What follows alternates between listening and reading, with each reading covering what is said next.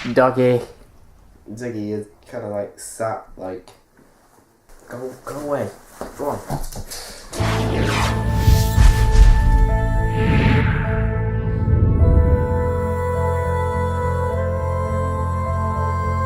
So, what would you say about the tone of the film?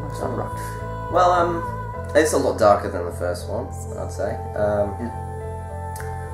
I like that sort of thing. I like dark scripts. Would you say that's down to the writing or down to the actors? Or? I'd say it's more down to the writing in itself. There is I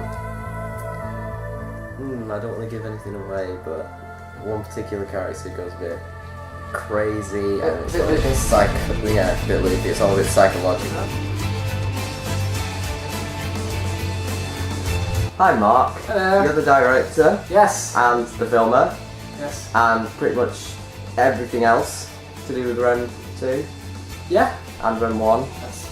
And every other video that you make on your channel. Yes. Yeah. Okay, so first question, what's it like? Because compared to Rem 1, it was only a small cast, wasn't it? So what was it like directing a bigger, broader cast with bigger characters for them to play? Well, let's just say it was getting the old guys together that was the hardest part. Maybe no names. No, it was much better because you can have a much bigger story with more characters. And so we were working with a lot of people with like varying acting ability. We got there in the end, I think. Well, favourite part obviously was seeing all the people that I've not seen in like months again. Although the fight scenes were very fun to film because believe it or not, I've never had any experience of that on stage or anything. Yeah. So that was kind of a first for me. And it was interesting to see how it would differ from like stage to film as well. Like filming it, like each move individually on the camera. Obviously, we're limited to a single camera, so that was the best we could do. But just making it up as we go along. But so how'd you say you felt interacting with all the guys that were in the previous film? I'd say it was a challenge because the people from the previous film had an experience working with you and with the dialogue and how it all pans out, which was, I won't say difficult, but it was weird to adapt to things I've not done since Year 9 drama. Yeah. It's been quite a gap time since then, but it was fun as a laugh. David, Yeah. he said he was actually quite surprised at how well you acted.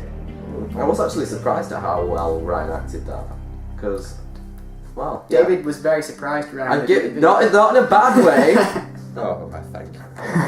Oh, that means so much. Yeah. Oh, thank you, David. Okay, so there were new characters. Was there any part that, if you could change about Rem 2, would you? Is there anything you would add or take away without giving anything away, of course? Okay, the one thing I would really change though, you know the massive talk scene? Yes. There's a pretty decently long talk scene which is just talk. You will notice it. It is quite tedious. Yeah. That's kind of a problem. Like finding the balance between exposition and action. Sometimes I end up putting a bit too much explanation in. Yeah. So that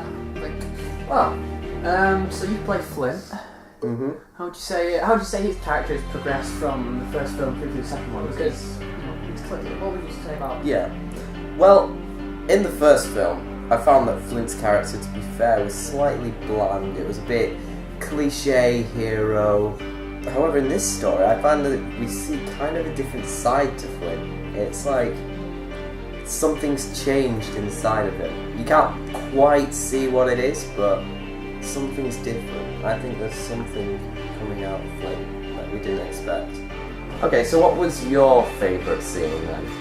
My favourite scene is the blurry on. When you watch it, there's one scene that's like slightly out of focus. That's my favourite scene. Because of Ryan Owens, who's probably very good at acting, being a bad guy. What would you say was your favourite part of being in it then? My favourite part of the film would be, I'm in the room with the two executives, Sam Walker and Sammy Chadwick, and what happens in that scene, I quite enjoy. But they should watch that to find out. The blurry scene. Yes. Yeah. So would you say that it's a good thing or a bad thing that we've tried to make it much more of a blockbuster type thing. Well, I think it's good, to be fair. I think it moves it out of sort of just a few teenagers coming together, which technically it still is, but it's like not just a film that a few teenagers have thought, oh yeah, I've got a great idea for a storyline, let's make this and do this, I can play this part. It feels a lot more professional now. Obviously, Rem 2 is very big. I mean, it's almost half an hour in length. It's a huge project.